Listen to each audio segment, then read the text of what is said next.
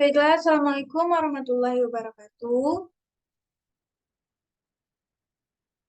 Perkenalkan, nama saya Siti Nabila Ramisa dengan NIM C1C02142. Di sini saya akan menjelaskan materi mengenai PPN, PPNBM, PBB, BPHTB, dan Bea Materai di mata kuliah perpajakan 1 dengan dosen pengampu Bapak Wirnika Eka Putra, SEMSI. Baiklah, yang pertama yaitu mengenai PPN.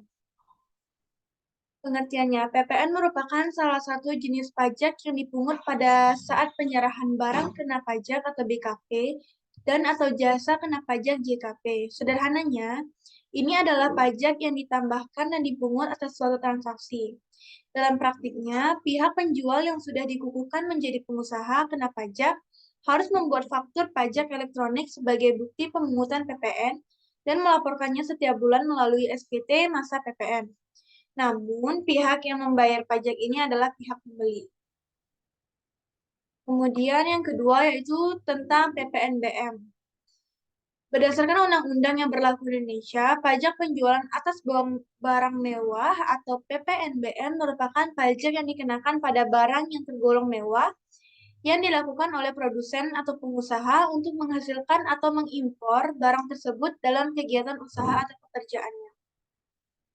Nah, barang kena pajak yang tergolong mewah. Barang-barang yang tergolong mewah dan harus dikenai PPNBM ialah yang pertama, yaitu adalah barang yang bukan merupakan barang kebutuhan pokok. Yang kedua, barang yang hanya dikonsumsi oleh masyarakat tertentu. Yang ketiga, barang yang hanya dikonsumsi oleh masyarakat berpenghasilan tinggi.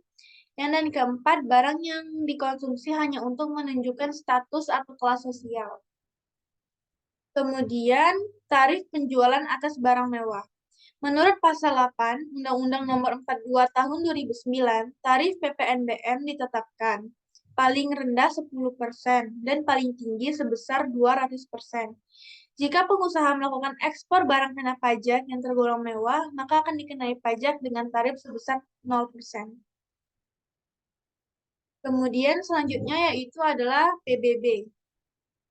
Pengertiannya, pajak bumi dan bangunan atau PBB adalah pungutan atas tanah dan bangunan yang muncul karena adanya keuntungan atau kedudukan sosial ekonomi bagi seseorang atau badan yang memiliki suatu hak atasnya atau memperoleh manfaat daripadanya.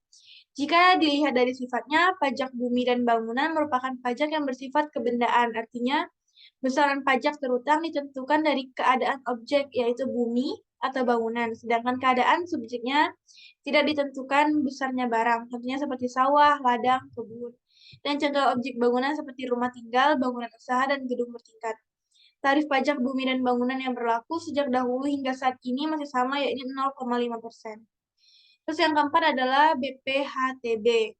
Tarif bea perolehan hak atas tanah dan bangunan atau disingkat BPHTB adalah salah satu jenis pajak yang harus dibayarkan saat membeli rumah maupun properti lainnya.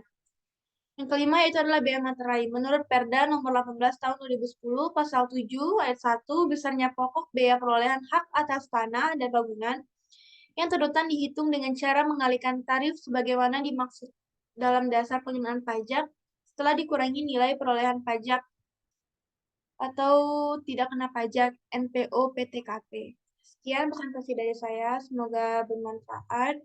Assalamualaikum warahmatullahi wabarakatuh.